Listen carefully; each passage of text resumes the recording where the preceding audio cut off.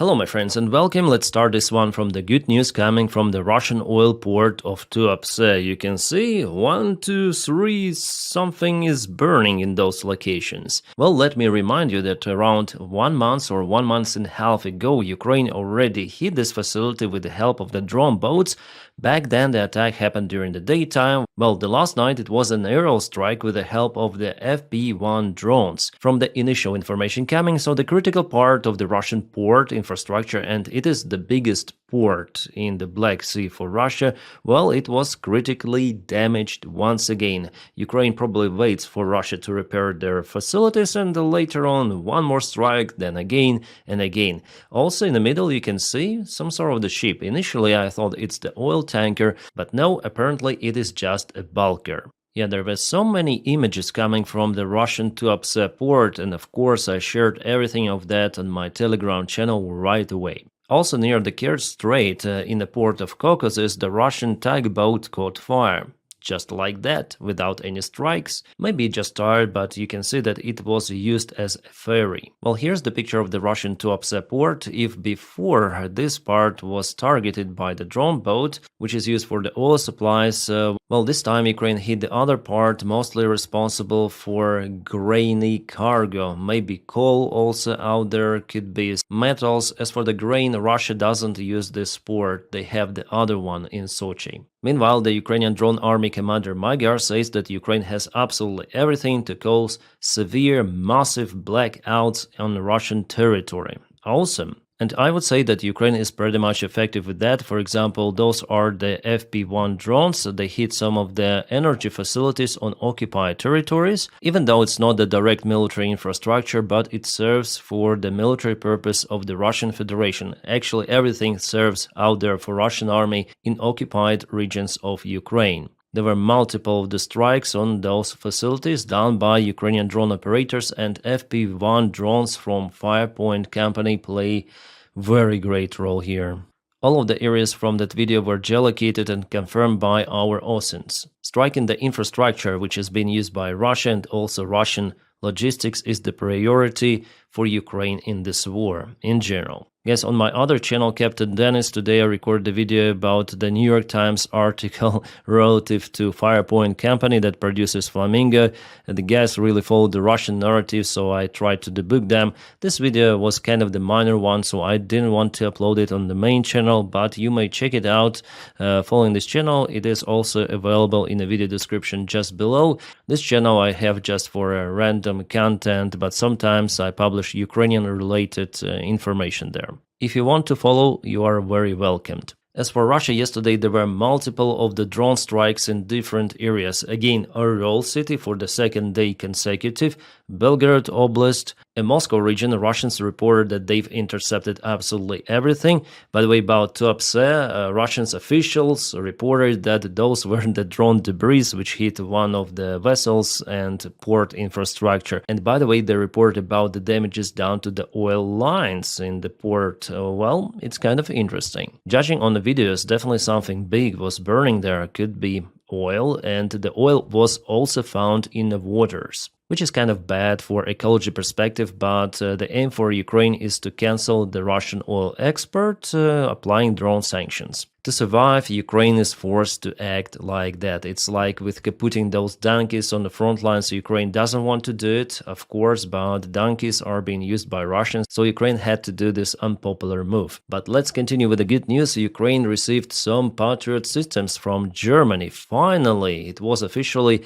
announced today that 2 of the systems were just delivered. Well, of course, Ukraine needs more of the systems, but for now what we have is great. Thank you, Germany, and thank you, United States of America, as well, because it was the deal between USA and Germany to supply those systems to Ukraine, and I hope that USA will soon supply the same systems to Germany. Very nice deal, and Ukraine crucially needs those. I'm sure that right away they will be put on duty to protect Ukrainian skies. Great, especially when we know about some of the losses of those launchers and radars in Ukrainian army. At least last year it was confirmed. This year Russia also presented some of the drone images, but it's definitely hard to tell whether those were decoys or not, because Ukraine also produced the decoys of Iris-T, Patriot. Those were placed elsewhere, usually in the open fields, to trigger the Russian attention. But maybe sometimes those could be even real systems. Oh, Turkey started to buy more non-Russian oil after latest Western sanctions, sources say. This information comes from Reuters, so it confirms the severity of those sanctions applied by Donald Trump. Wow, why the previous White House administration didn't do that step? Kind of weird, but what we have now is good, and I just hope that Donald Trump will start the support of Ukraine military directly. That's the next step. I didn't expect those sanctions to be applied. It was a surprise maybe for not me, but for many of the analytics, it happened. And many of the countries, they're now begging United States of America to relieve those sanctions, like, for example, Bulgaria or maybe Hungary, Slovakia, because they are very dependent on the Russian oil. But Donny says, no, sanctions are still there, and just purchase American oil, guys. Well, maybe that was the reason for Donald Trump to apply those sanctions, but I think it was like personal attitude between him and Putin. He just couldn't forgive how Putin played him, and he applied those sanctions just to show Putin his place. Maybe it is working. But still we see that Putin doesn't want to stop this war no matter what. It doesn't mean whether Trump is the president, Joe Biden, or someone else. Putin has his goal and he wants to achieve it. And unfortunately, the situation in Pokrovsk may encourage Putin even more to continue with his special military operation.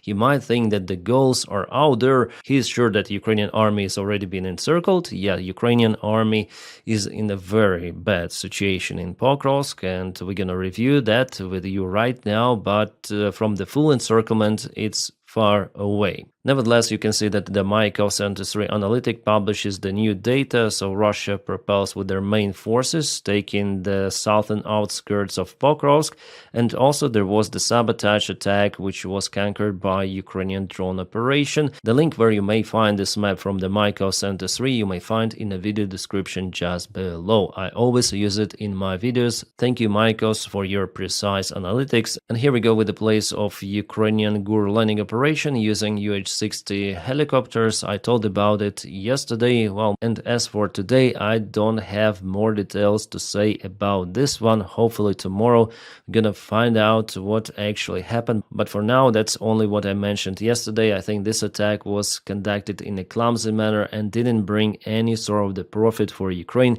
It is not just me. Many of the analytics, they speak like that, and it is truth. Looks like truth. The Deep State also comes out with their updates, so here we have the Russian infiltration just into the central part of Pokrovsk.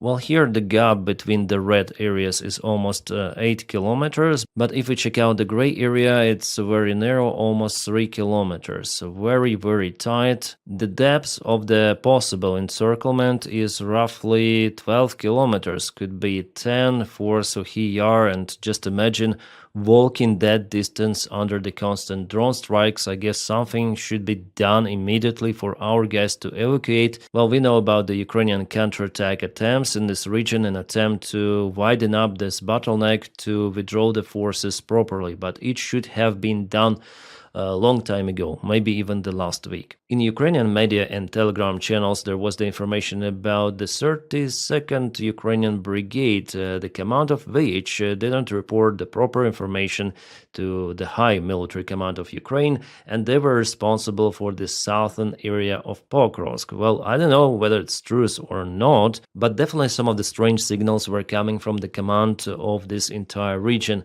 At first, the spokesman said that Russians were spotted in Myrnograd. Later on, command itself said that spokesman is not correct. Russians are not in Myrnograd.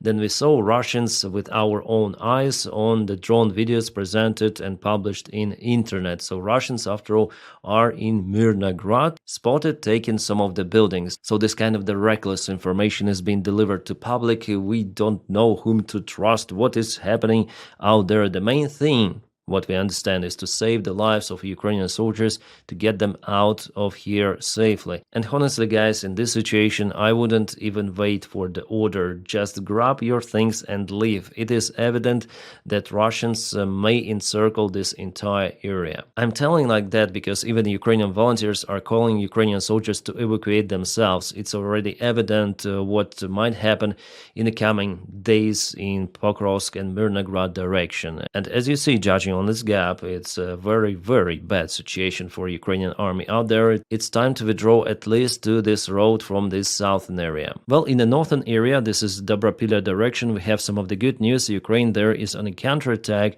and the enclave of the Russian army is now very, very tiny small. Russians wasted tons of their resources to take Vladimirivka and Shakhov and failed with that. This one I took from Robke, a journalist of Bild, and he confirms that with visual image from the drone camera. Robke also tells about the limited success of the Ukrainian army in the area where Ukraine landed special forces on those helicopters. But for me right now it's hard to confirm that information because I haven't seen the fresh drone videos from this area. I wonder what he uses to show that. But I understand that the idea of Ukrainian army is to push harder on the flanks to let our guys out. That's the main reason. And as usual, Dnipro-Zaporizhia front lines, Russia takes the ground every freaking day. Novogrigorivka village was fully occupied and Russians propelled by some of the distance here. Just for the last couple of days, they gained almost 3 kilometers. That's quite fast. And they're very close to reach this river and the main defense goes here. So probably, yeah, they will occupy this entire place between the road and this river,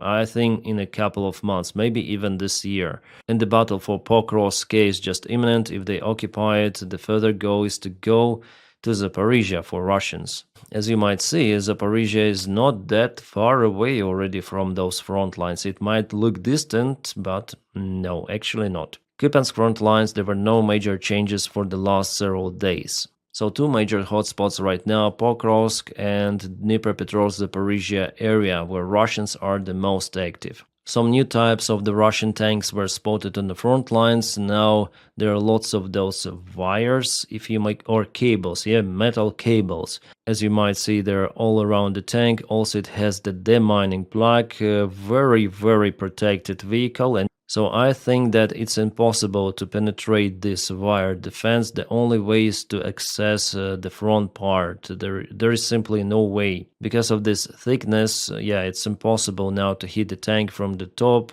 Maybe Javelin could potentially penetrate it, but I'm not sure. The standard RPG shells cannot do it. And it looks like that the top part is maneuverable, judging on this gap. Yeah, you can see. So they may rotate the turret, they may use the tank as the tank, not as the hangar fixed turret vehicle. It is something really new. Ukraine and Russia are making those not for Mad Max cosplays, but for the tanks to survive longer. And we see more and more of those vehicles. Wires, after all, it seems like the work. That's why Russians put them on everything. And Ukrainians too. I saw Ukrainian vehicles also with those wires. Yeah, people may laugh about this style, but it's better to be funny than that, and practice shows that it definitely works. For example, this is a Konstantinovka direction, a Leopard 1 tank that was absolutely kaboomed. If it had that kind of the armor, this situation probably was possible to avoid. Luckily, crew was not in the vehicle by the time it was kaboomed. However, inside there were some of the shells, and the armor of this tank is very, very thin, so those rods, wires, or whatsoever cages there must have on Leopard 1. But in this case, the protection was kind of weak. Oh my god, Putin. Putin was betrayed by his Serbian colleague Vucic. Vucic, you should have been pro-Russian, you know. What are you doing? You visited the Russian military parade, and now what? You want to sell Ukraine weapons? Good move. Yes, it is an official information. Serbia is willing to sell its weapons to European Union countries, even if that weapon goes to Ukraine. Wow, who would have expected that before? Well, actually, there were already some of the photos taken in the Ukrainian army of the Serbian-produced weapons. I guess the first time I saw those photos 3 or 2 years ago, Russians were in shock by the time. Well, the Serbian president said that they don't know anything about it, but now it's like open proposal for European Union to purchase weapons for Ukraine. Nice. A Russian Coast Guard boat with a Wagner flag was spotted very close to Estonian border. It's some sort of the provocation. Should I call it like that? Well, there is one green man, and they already threaten everyone around with this image, but I don't think that it's escalation or something. Just a stupid guy in this boat from the border control, Beregovaya Охрана, yeah, Coast Guard. Obviously, Russians are not planning to invade Estonia using this boat. And guys, now separate thanks for my Patreon supporters and also members of the channel. You are making my job possible. Thank you so much. You may find my Patreon with a link in the video description just below, or press join button to join the membership. And guys, if you don't have this opportunity, no worries, just press your like to this video and subscribe for the channel to boost this video in YouTube algorithms. That also helps me quite a lot. I wish you all a peaceful sky wherever you are, and have a great time.